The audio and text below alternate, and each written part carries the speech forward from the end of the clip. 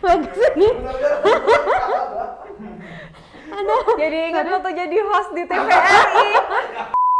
yaitu seorang dokter kulit dan kelamin dan juga runner up Putri Indonesia 2021. 2001. Oke. Terus pertanyaan saya, seandainya nih kulit kita normal atau kulit kita berminyak, itu semuanya harus di treatment pakai skincare atau cuman yang butuh treatment aja, yang berjerawat aja butuh skincare, yang normal nggak perlu gitu? Semua tipe wajah perlu skincare. Hai guys, ketemu lagi bareng aku Ripka Kristi di Bicara, bincang bareng Anafa.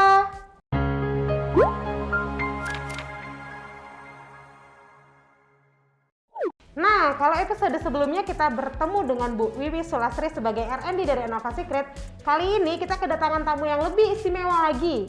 Seorang dokter spesialis kulit dan kelamin juga runner up Putri Indonesia tahun 2001. Oke, kita kenalan dulu sama Bu Dokternya ya. Halo Bu Dokter, apa kabar? Hai Ripka, baik. Terima kasih udah diundang ke sini. Saya sangat terima kasih karena Bu Dokter mau hadir di tempat ini. Bu Dokter boleh kenalan dulu untuk teman-teman yang akan menonton? Hai teman-teman, nama saya Niwayan Eka Ciptasari. Saya dokter spesialis kulit dan kelamin. Oke. Nah teman-teman, ternyata Bu Dokter Eka Cipta ini adalah seorang dokter kulit dan kelamin dan juga runner up dari Putri Indonesia 2001. Kok bisa ya? Kita coba tanya langsung ya. Oke Bu Dokter, saya mau tanya nih, kenapa sih pada masa itu di 2001 dokter memutuskan untuk bergabung di Putri Indonesia? Oke, ini sih sebenarnya panjang. Dari kecil memang suka ikut lomba-lomba seperti itu sebetulnya. Terus sempat nonton tahun 95 itu di TV acara Putri Indonesia. Jadi waktu itu sempat bilang sama Orang tua terus pengen ikut sampai gimana gitu. Ya udah, mesti bagus, mesti berprestasi gitu, baik di akademis maupun non akademis. Jadi memang semangat tuh ikut. Jadi itu yang memicu untuk bisa berdiri di panggung Putri Indonesia ya. Nah, kalau dilihat dari kesehariannya Bu Dokter saat ini, kenapa Bu Dokter lebih memilih untuk jadi dokter spesialis kulit dibandingkan kan kalau misalnya kita udah punya riwayat jadi Putri Indonesia kan bisa masuklah di dunia entertain gitu. Tapi kenapa dokter lebih memilih untuk menjadi dokter kulit saat ini?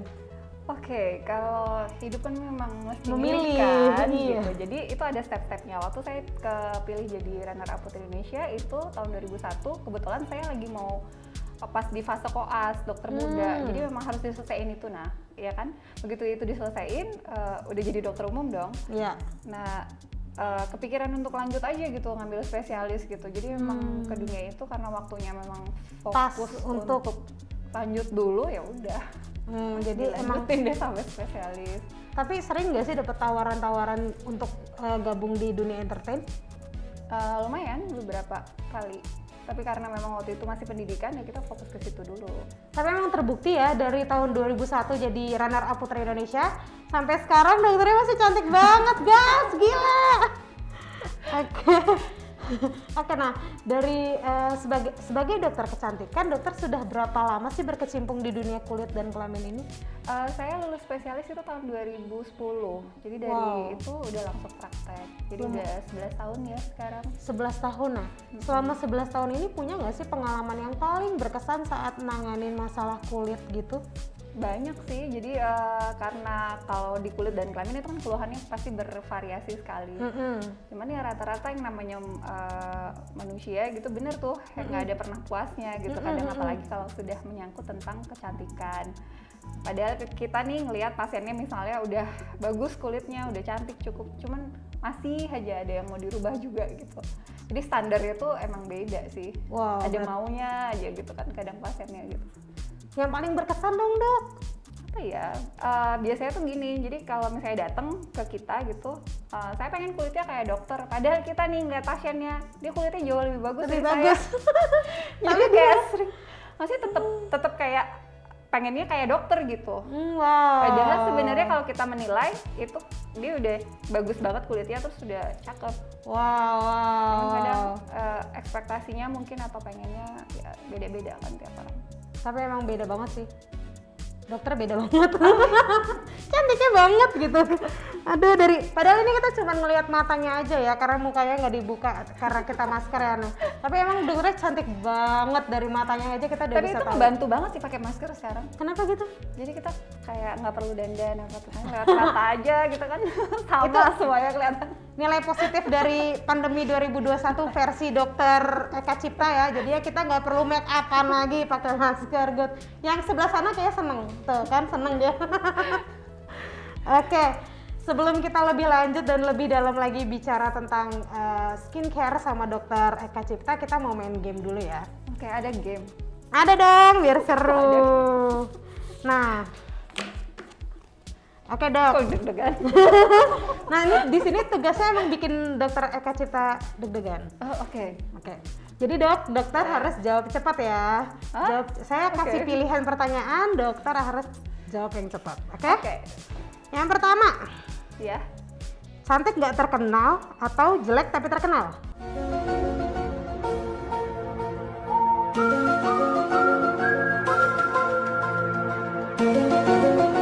Nah, kok lama dok? Lama banget mikirnya. Susah ya? Ulang. Pilihannya gitu banget. Cantik nggak terkenal, jelek terkenal. Itu pilihannya susah banget loh. Oke, kita ulang ya, kita ulang. Oke, pertanyaan pertama, cantik nggak terkenal atau jelek tapi terkenal? Cantik nggak terkenal. Wow, oke. Yang kedua, tanpa make up atau tanpa parfum? Tanpa parfum. Salah, tanpa makeup benernya maksudnya. Ulang dong. Ntar lo, tanpa makeup apa tanpa parfum? Oh, oke. Oke. Kok pertanyaannya gitu banget ya? biar lu keluar ya. Ya tapi bener kok yang tadi tanpa parfum. Oke, Bener. sip. Coklat atau bunga? Bunga. Dimarahin atau didiemin? Didiemin. Kangen atau dikangenin? Dikangenin. Wow. Ngajak atau diajak? Diajak. Dibenci orang atau pura-pura dibaikin? Dibenci orang. Bau badan atau wajah berjerawat? Wajah berjerawat. Cuci baju atau cuci piring? Cuci piring. Ketinggalan dompet atau ketinggalan handphone? Ketinggalan dompet. Nah, sekarang kita bahas nih. Aduh, dokternya suka dikangenin ya. Kok nggak mau kangen sih? Kenapa? Kok nggak mau kangen? Lelah. Ini bikin pertanyaan siapa sih sebenarnya? Dok, tadi saya sempat dengar dokter lebih memilih wajah berjerawat daripada bau badan. Bisa kasih tahu alasannya nggak? Oke, kalau misalnya wajah berjerawat itu kan kita nggak ngerugiin orang lain gitu. Oh iya, betul sekali. Tapi kalau bau badan itu mempengaruhi dan merugikan orang sekitar. Betul sekali, apalagi dokternya dokter kecantikan dan dokter kulit ya. Jadi kalau wajahnya berjerawat bisa di treatment sendiri ya guys. Dok, ngomongin soal dunia kecantikan, menurut dokter skincare itu penting gak sih? Penting lah, Seberapa penting untuk kehidupan kita? sangat penting. Kenapa tuh dok? Karena kita diberikan kondisi wajah dan kulit seperti ini, itu kita harus rawat. Harus dan rawat itu harus ya? pakai skincare.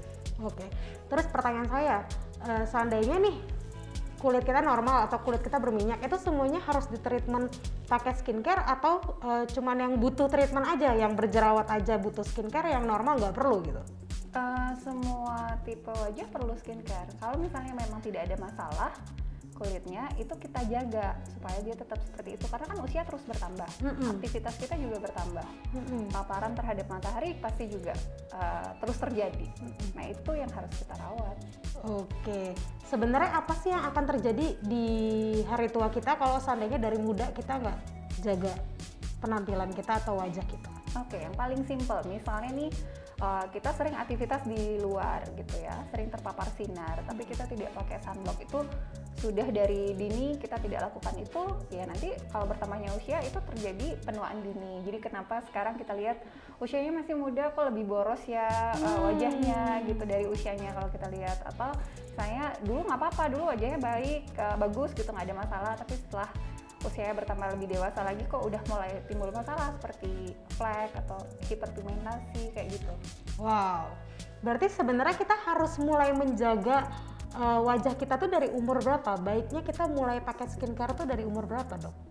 Idealnya sih mulai pubertas itu udah mulai, karena sudah mulai terjadi perubahan hormonal kan, dan aktivitas kita juga sudah mulai lebih banyak dibanding waktu anak-anak atau masih lebih kecil lagi, itu kan udah berbeda gitu. Sebenarnya sih sejak awal udah pakai, tapi kan disesuaikan dengan usia. Oke, wow.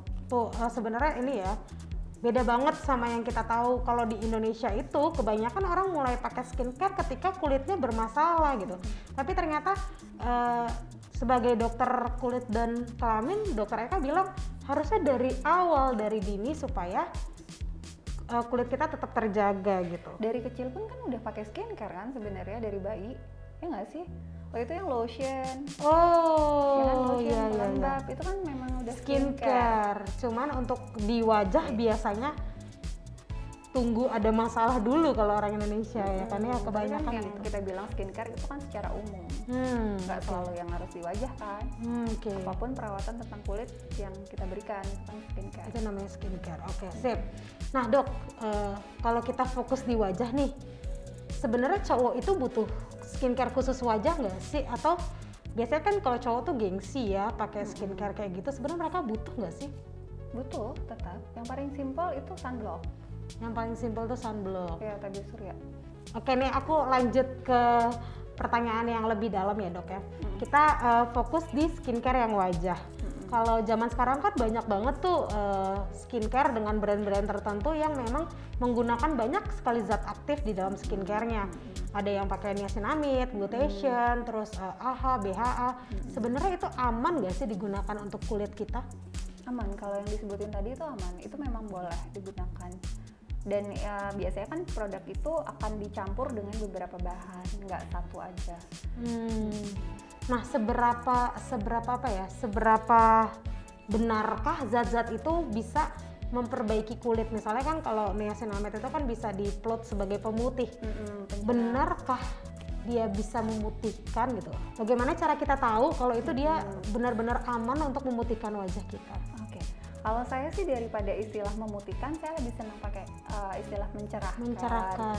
Jadi kalau misalnya kita ekspektasi pada satu produk, kita nggak boleh ekspektasinya terlalu tinggi. Kalau misalnya di situ ada niacinamide gitu ya, sebagai pencerah kulit itu, kita jangan berekspektasi bahwa nanti kulitnya akan tingkat warna kulitnya itu akan satu tingkat lebih tinggi dari warna kulit kita dari awal gitu. Nggak seperti itu. Tapi misalnya nih gini, kulit kita kan seperti ini sebenarnya lebih cerah dari yang sekarang kan, karena kalau yang sekarang kan karena kita sudah sering di paparan sinar matahari. Nah itu dengan memakai produk seperti itu akan diusahakan untuk kembali lagi ke warna kulit aslinya, sebenarnya seperti itu.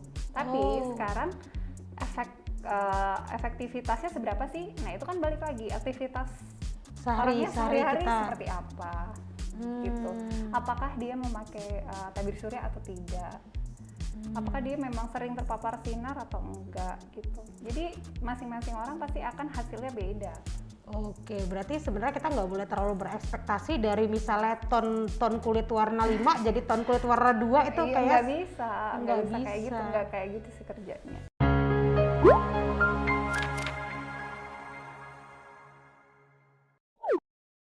Tapi dokter bilang tadi kalau yang saya sebutin itu aman, tapi kalau misalnya berarti ada dong yang nggak aman gitu. Yang nggak aman tuh sebenarnya yang bahan seperti apa?